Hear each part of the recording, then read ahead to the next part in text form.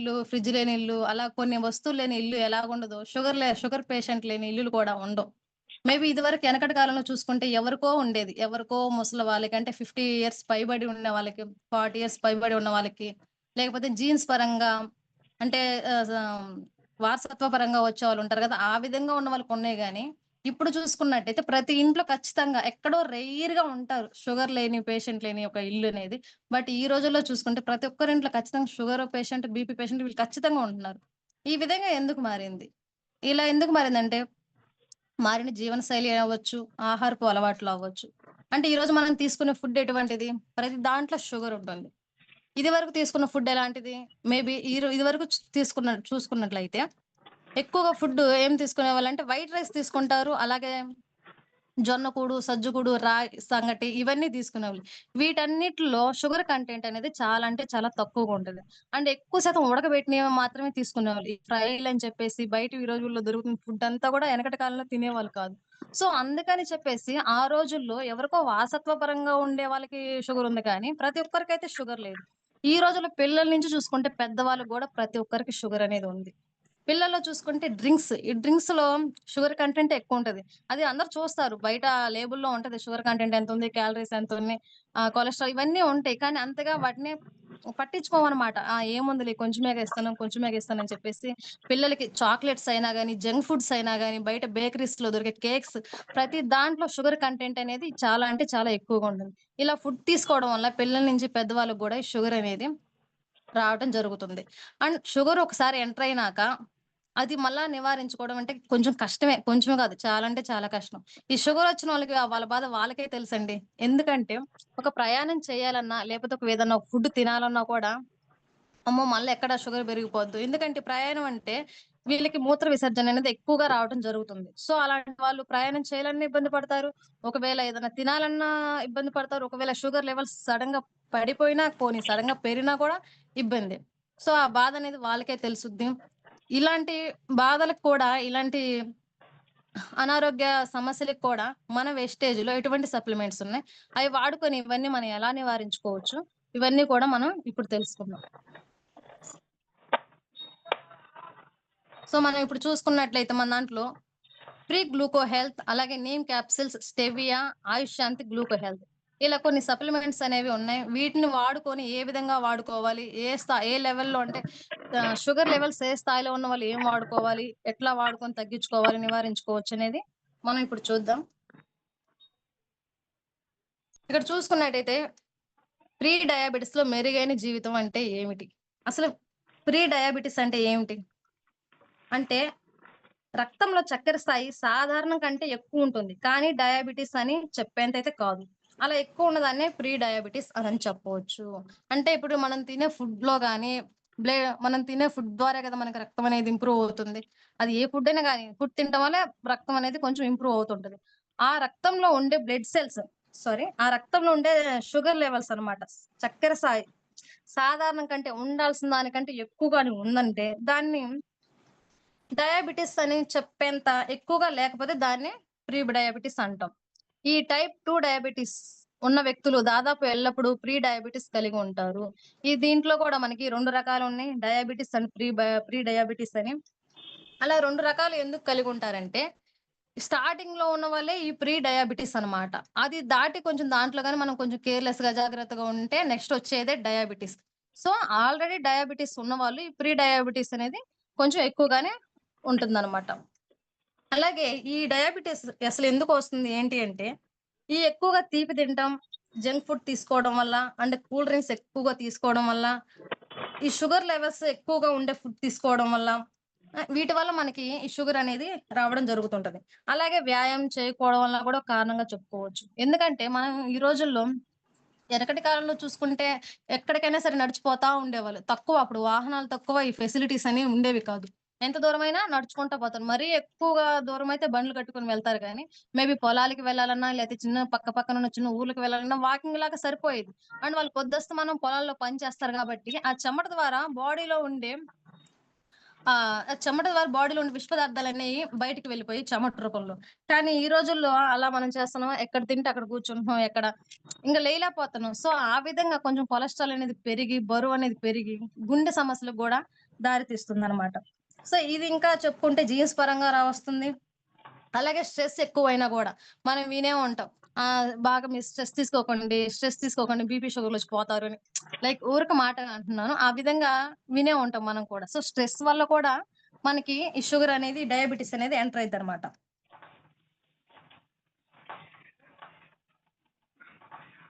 ఈ pre diabetes చికిత్స diabetes మరియు గుండె రక్తనాళాలు, కళ్ళు మరియు మూత్రపిండాలు సమస్యలతో సహా మరింత తీవ్రమైన ఆరోగ్య సమస్యలు గూడా నివారిస్తుంది. ఇంకా చెప్పాలంటే రక్తంలో షుగర్ లెవెల్స్‌ని నియంత్రించేకి బాగా సహాయపడుతుంది. ఇన్సులిన్స్ పనితీరును కూడా మెరుగుపరుస్తుంది. అలాగే షుగర్ ఒక్కసారిగా పెరగకుండా సపోర్ట్ చేస్తుంది. ఇది వయస్సు మీద పడిన వ్యక్తులను గ్లూకోజ్ నియంత్రించే సహాయపడుతుంది. అలా నియంత్రించడం వల్ల diabetes and high blood pressure వంటి ఆరోగ్య సమస్యలను కూడా నివారిస్తుందనమాట. దాంట్లో అలసట, బలహీనతలను నివారించడం సహాయపడుతుంది ఈ గ్లూకో హెల్త్ అనేది. తర్వాత చూసుకుంటే డయాబెటిస్ మెలిటస్. ఈ డయాబెటిస్ మెలిటస్ అంటే ఏంటంటే, ఈ డయాబెటిస్ మెలిటస్ అనేది ఒక దీర్ఘకాలిక వ్యాధని చెప్పుకోవచ్చు. ఎలా అంటే ఈ వ్యాధిలో మన రక్తంలో చక్కెర స్థాయి ఎక్కువగా ఉన్నప్పుడు మనం ఈ డయాబెటిస్ మెలిటస్ అని అంటాం. అంటే సాధారణంగా ఈ గ్లూకోజ్ ఉపయోగించలేని ఏర్పడి పరిస్థితనమాట. అంటే శరీరం ఇన్సులిన్‌ని సరిగ్గా ఉపయోగించుకోలేకపోవడమైనా, లేకపోతే శరీరానికి తగినంత ఇన్సులిన్స్ ఉత్పత్తి చేయలేకపోవడం వల్ల కూడా రక్తంలో చక్కెర స్థాయి అనేది ఎక్కువగా పెరిగిపోద్ది. సో, ఆ విధంగా మనకి దాన్నే మనం డయాబెటిస్ మెలిటస్ అని అంటాం. టైప్ 1 డయాబెటిస్‌లో ప్యాంక్రీస్ తగినంతగా ఇన్సులిన్‌ని తేయదు. అసలు ఈ ప్యాంక్రీస్ అంటే ఏంటంటే, టైప్ 1 డయాబెటిస్ అంటే ప్యాంక్రీస్ సరిగ్గా పని చేయకపోవడం వల్ల వస్తుంది. ఈ ప్యాంక్రీస్ అనే ఆర్గాను మన బాడీలో ఇన్సులిన్స్ అనే హార్మోన్‌ని ప్రొడ్యూస్ చేస్తుంది. దీంట్లో ఈ ఇన్సులిన్స్ పని ఏంటంటే బ్లడ్‌లో ఉన్న గ్లూకోజ్‌ని అంటే షుగర్ లెవెల్స్‌ని, గ్లూకోజ్‌ని కణాలకి పంపుతుంది. ఈ కణాలను పంపడం వల్ల కణాలనేవి శక్తివంతంగా మారతాయి. సో, ఈ ఇన్సులిన్స్ చేసే పని ఇదనమాట. అండ్ టైప్ 2 డయాబెటిస్‌లో శరీరం అందుబాటులో ఉన్న ఇన్సులిన్స్‌కి సాధారణంగా స్పందించదు. ఇది రక్తంలో గ్లూకోజ్ స్థాయిని పెంచుతుంది. అంటే ఇందాక మనం చెప్పుకున్నట్టు శరీరం ఇన్సులిన్ సరిగ్గా ఉపయోగించుకోలేకపోయినా, లేకపోతే తగినంత ఉత్పత్తి చేయలేకపోయినా కూడా మనకి ఈ డయాబెటిస్ అనేది రావడం జరుగుతుంది. ఇది అసలు ఎందుకొస్తుందనుకున్నప్పుడు దీనికి కూడా అధిక బరువు, వ్యాయామం చేయకపోవడం, అలాగే ఎక్కువగా తీపి తీసుకోవడం, అలాగే కార్బోహైడ్రేట్స్ ఎక్కువగా ఉండే ఫుడ్ తీసుకోవడం వల్ల కూడా మనకిది రావడం జరుగుతుంది. అలాగే ఫ్యామిలీలో జీన్స్ పరంగా రావడం జరుగుతుంది. స్ట్రెస్ ఎక్కువైన అనారోగ్య జీవన శైలి ఈ విధంగా కూడా రావడం జరుగుతుందనమాట.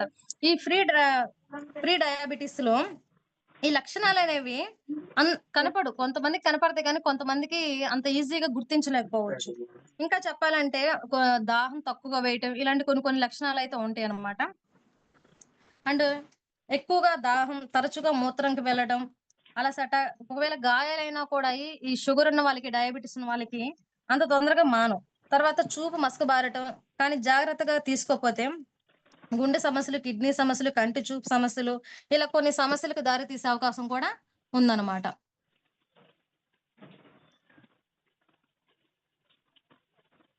అలాగే డయాబెటిస్‌లో మెరుగైన జీవితం భారమే. భారతదేశంలో మధుమేహం వ్యాప్తి 11.8% అనేది ఉంది. అది మగవారిలో చూసుకుంటే 12% ఉంటే, స్త్రీల్లో చూసుకుంటే 11.7% మంది ఉన్నారనమాట. డబ్ల్యూహెచ్ఓ అంటే వరల్డ్ హెల్త్ ఆర్గనైజేషన్ 18 సంవత్సరాల కంటే ఎక్కువ వయసున్న పెద్దల్లో ఈ డయాబెటిస్ యొక్క ప్రాబల్యాన్ని 8.5%గా అంచనా వేయడం జరిగింది. భారతదేశంలో ప్రీ డయాబెటిస్ వ్యాప్తి 14% ఉంటే, మధుమేహం కంటే ప్రీ డయాబెటిస్ వ్యాప్తి 1.4 రెట్లు ఎక్కువగా ఉందన్నమాట. ఒక్క నిమిషం మేడం.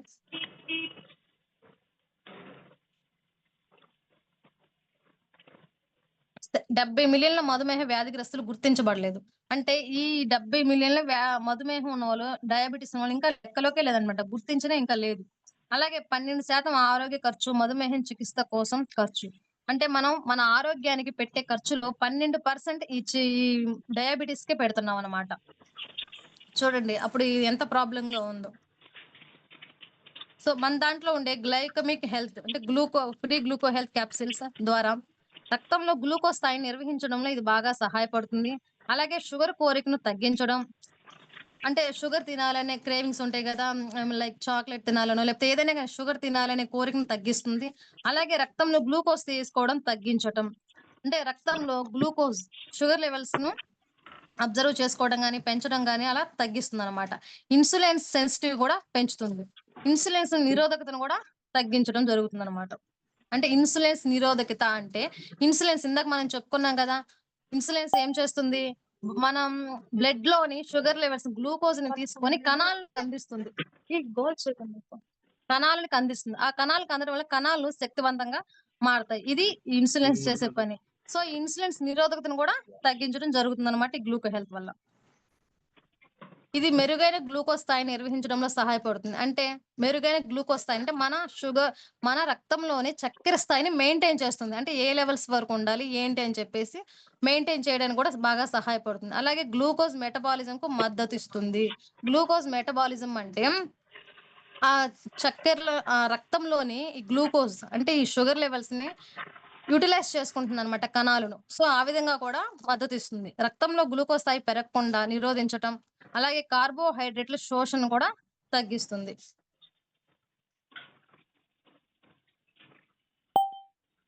ఇక్కడ చూడండి.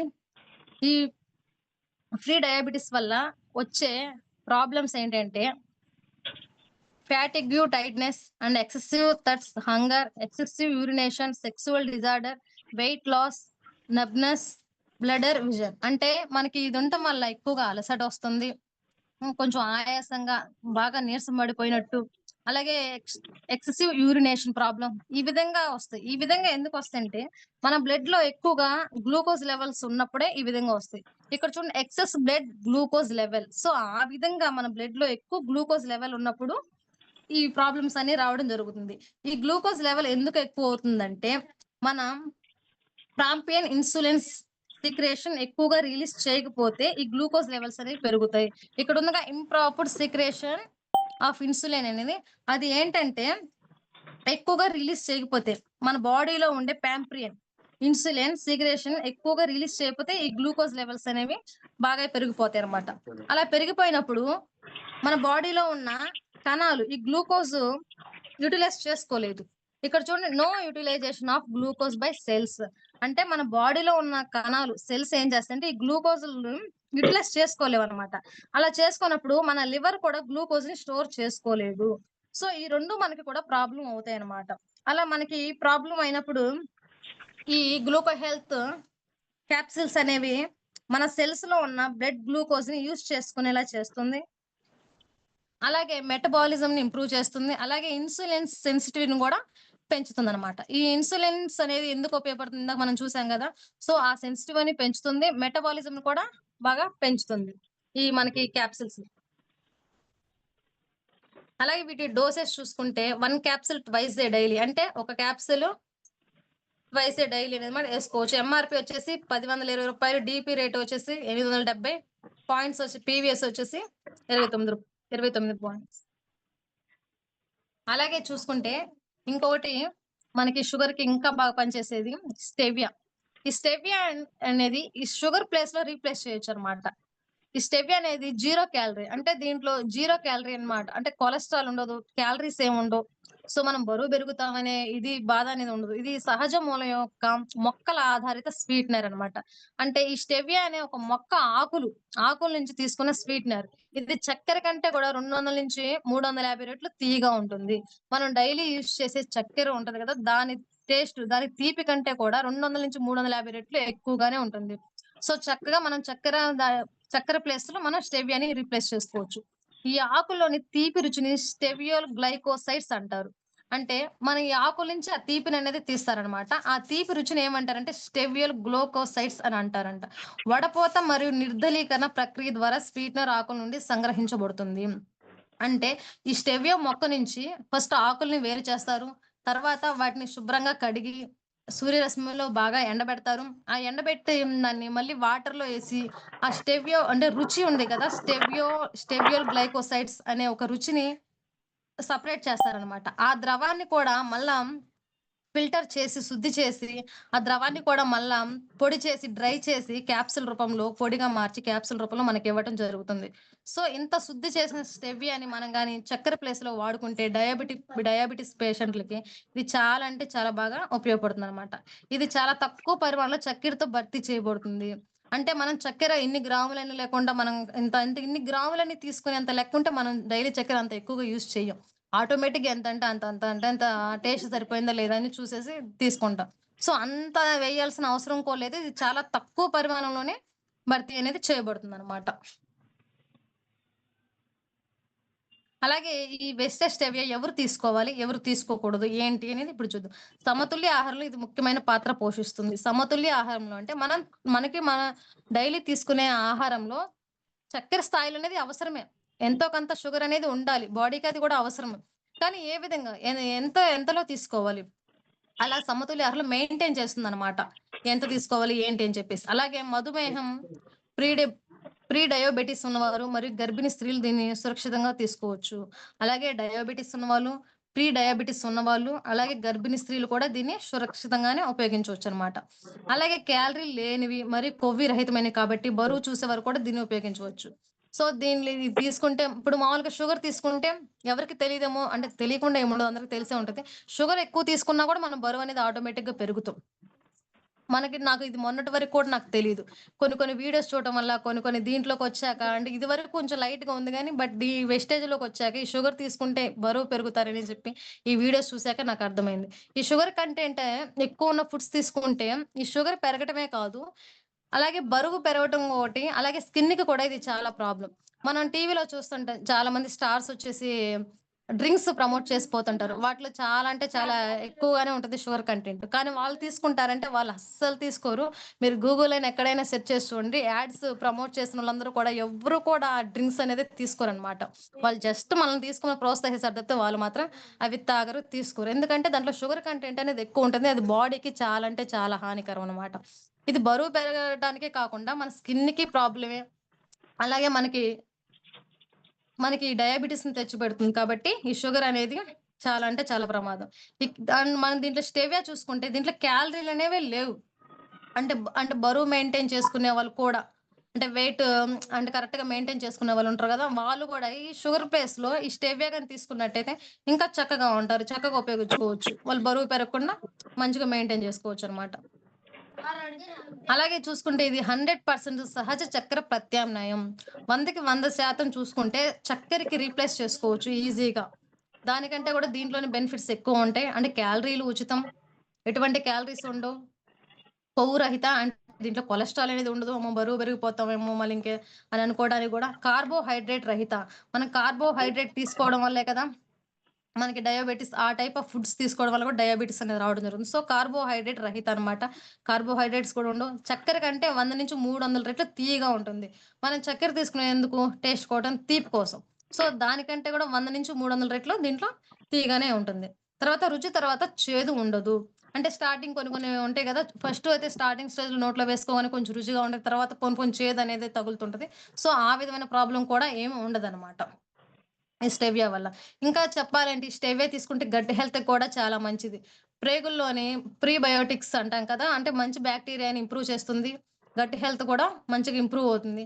అలాగే చూసుకుంటే ఈ స్టెవియా తీసుకోవడం వల్ల వెయిట్ లాస్ అంటే వెయిట్ పెరగం కాబట్టి సో, వెయిట్ మెయింటైన్ అయ్యిద్ది కాబట్టి మనకి ఎక్కడ గుండె జబ్బులు ఎక్కువొస్తున్నాయంటే కొన్ని మోతాదులో చూసుకుంటే వెయిట్ ఎక్కువైనా గూడా గుండె ప్రాబ్లమ్ అనేది రావడం జరుగుతుంది. సో, అలా వెయిట్ ఎక్కువ కానీకుండా ఉంటది.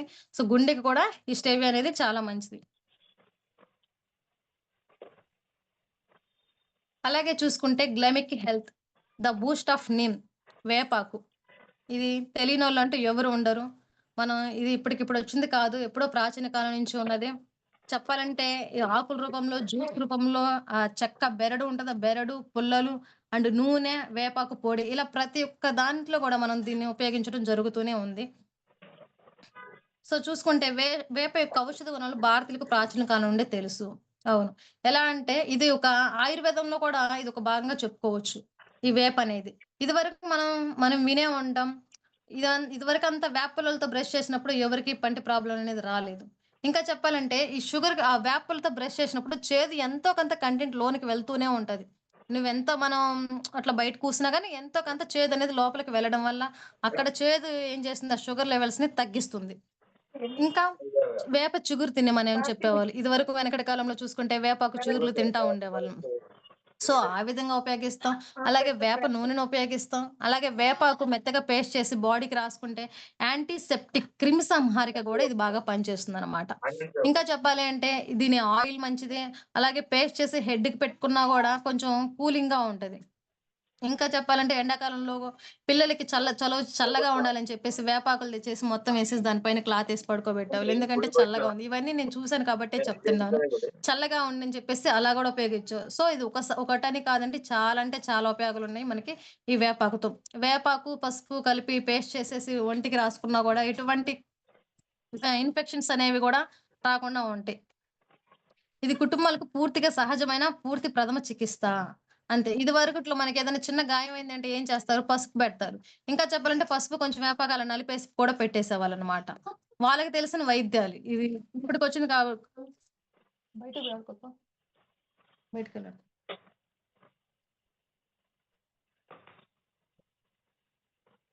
సో, వివిధ అధ్యయనాల ప్రకారం వేప రక్తంలో గ్లూకోజ్ స్థాయిని నియంత్రించడం ద్వారా మధుమేహం కూడా రాకుండా ఉంటుంది. అలాగే ఆలస్యం కూడా చేస్తుంది.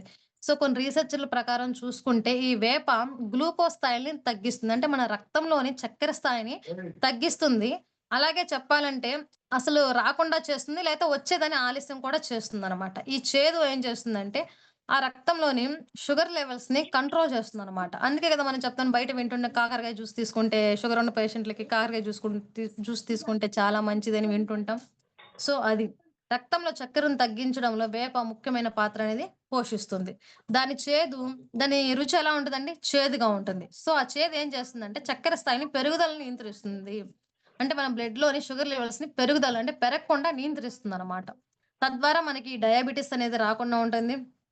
అలాగే ఈ వేపలో బీటా కణాలనేవి ఉంటాయి. ఇవి ఇన్సులిన్స్ సెన్సిటివ్‌ని మెరుగుపరుస్తుందనమాట. ఈ ఇన్సులిన్స్ మన రక్తంలోని గ్లూకోజ్‌ను అంటే చక్కెర స్థాయిని వాటిని తీసుకొని అంతా ఏం చేస్తుంది మన కణాలకు అందిస్తుంది. సో, అలా కణాలకు అందియటం వల్ల మనం ఆ కణాలనేవి గూడా శక్తివంతంగా మారతాయి.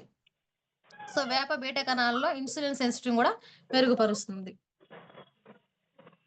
ఇంకా చూసుకుంటే చర్మ వ్యాధులు రాకుండా అండ్ ఫంగస్, బాక్టీరియాకి నష్టం, అలాగే నిర్వీషీకరణ, మధుమేహం, తామర, మొటిమలు ఇవంటికి కూడా మనకి వెస్టేజ్ నీమ్ క్యాప్సూల్ అనేది చాలా బాగా ఉపయోగపడుతుంది. అండ్ ఈ మధ్య కొంచెం ఆయిల్‌లో పేలిపోవటానికైనా రీజన్స్ ఏదైనా గాని ఉంది కదా! వెస్టేజ్ ఆయిల్, హెయిర్ ఆయిల్‌లో వాటిలో ఈ నీమ్ క్యాప్సూల్ కలిపి కూడా రాసుకుంటున్నారు. అండ్ శరీరం పైన ఏదైనా గాయాలైనా, చిన్న దద్దుర్లొచ్చినా, లేపోతే ఇంకా ఏదైనా స్కిన్‌కి సంబంధించిన ర్యాషెస్ ప్రాబ్లమ్ ఏమన్నా గూడా ఈ క్యాప్సూల్ ఒకటి ఆ నూనె రాస్తే కొన్ని రోజులకి రిలీఫ్ అనేది రావటం జరుగుతుందనమాట. ఈ మొటిమలు, తామర ఈ ప్లేసుల్లో గూడా అప్లై చేసుకున్నామంటే తగ్గేకి ఈజీగా ఉంటది. అలాగే క్యాప్సూల్ రూపంలో చూసుకుంటే, ఒక క్యాప్సూల్ రోజుకి 3 సార్లు భోజనం తర్వాత. ఎంఆర్‌పీ రూ. 390 డీపీ ప్రైస్ మీద రూ. 335కే వస్తుంది. పాయింట్స్ పరంగా చూసుకుంటే 11.17 అనమాట.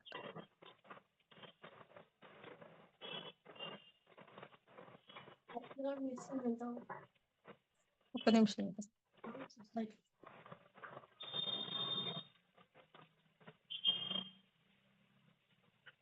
గ్లైకెమిక్ హెల్త్, వెస్టేజ్ గ్లూకో హెల్త్ బెనిఫిట్స్ అనేవి ఇప్పుడేంటో తెలుసుకుందాం. అంటే మనం ఇందాక ఇది యూసేజ్ ఏంటి అని తెలుసుకుందాం. దీంట్లో ఏమేమి మూలికలున్నాయి, అవి మనకి ఎలా ఉపయోగపడతాయనేది ఇప్పుడు చూద్దాం. వెస్టేజ్‌లో మెరుగైన జీవితం, గ్లైసెమిక్ ఆరోగ్యం. శరీరంలోని కణాలకు శక్తి కోసం చక్కెర అవసరం. ఇన్సులిన్స్ అంటే మన శరీరంలోని కణాలు శక్తిగా ఉండాలంటే చక్కెర ఎంతో కొంత చక్కెరనేది అవసరం. చక్కెర చాలా కణాల్లోకి నేరుగా వెళ్ళదు. ఈ ఇన్సులిన్స్ అనేది ఈ చక్కెరని కణాల్లోకి తీసుకెళ్తుందనమాట. మనం ఆహారం తింటాం మరియు రక్తంలో చక్కెర స్థాయి పెరుగుతుంది. కానీ బీటా కణాలు రక్త ప్రవాహంలోకి ఇన్సులిన్స్ విడుదల చేయడానికి బాగా ఉపయోగపడతాయి. అలాగే ఈ ఇన్సులిన్స్ రక్త ప్రవాహం నుండి చక్కెరను గ్రహించడానికి కణాలకు జోడించబడే సంకేతాలు ఇస్తుంది. ఈ ఇన్సులిన్స్ ఏం చేస్తుంది? రక్త ప్రవాహం నుండి చక్కెర అంటే గ్లూకోజ్‌ని గ్రహించి కణాలకి ఇచ్చేకి చాలా బాగా ఉపయోగపడుతుందనమాట.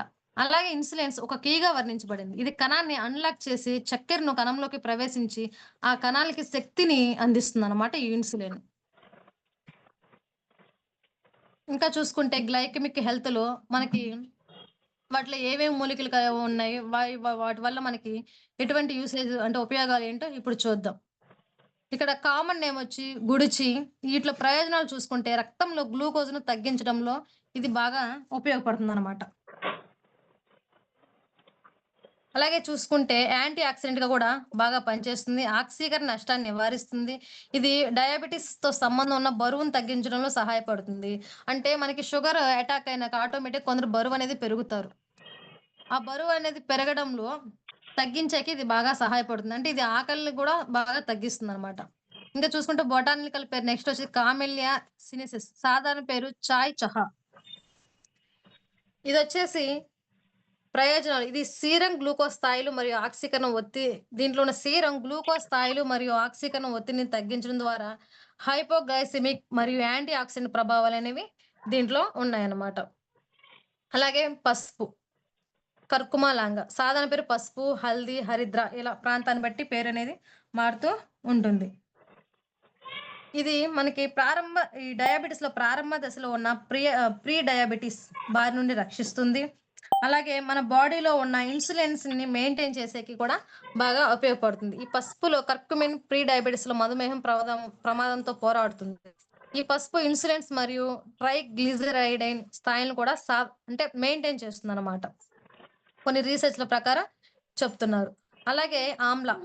ఈ ఆమ్ల ఇన్సులిన్స్ రహస్యంగా ఉంచే కణాలను ప్రేరేపిస్తుంది. అంటే ఈ ఇన్సులిన్స్ ఉత్పత్తి చేసే కణాలను యాక్టివేట్ చేస్తుంది. అలా యాక్టివేట్ చేయడం ద్వారా డయాబెటిక్ రోగుల రక్తం చక్కెర స్థాయి తగ్గిస్తుంది.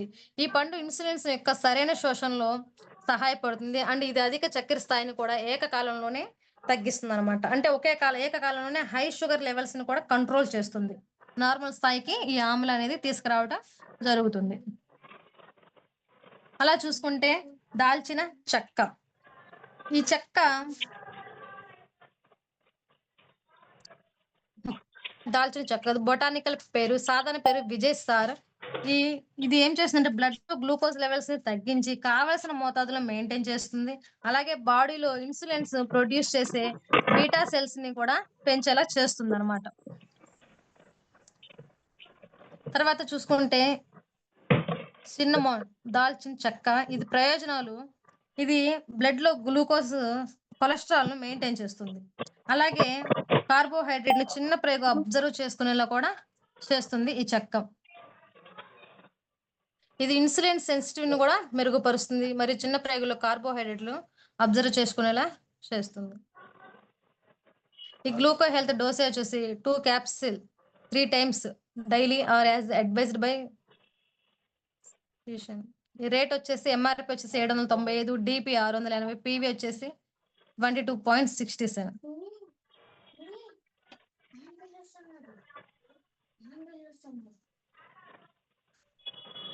Okay. Thank you so much. నేను చెప్పింది అర్థమైందని అనుకుంటున్నాను. ఏమన్నా మిస్టేక్స్ ఉన్నా, ఒకవేళ స్పీడ్‌గా చెప్పి అర్థం కాకపోయినా కొంచెం ఎక్స్‌క్యూజ్ చేయండి. ఇంకా మీ ఫీడ్‌బ్యాక్‌తో నేనేమైనా కొన్ని మిస్ అయ్యుంటే వాటిని యాడ్ చేయండి.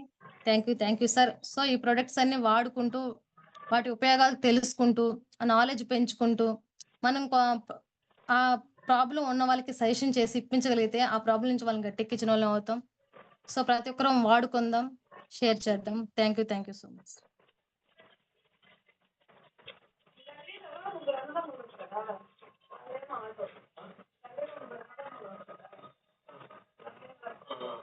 Thank you madam.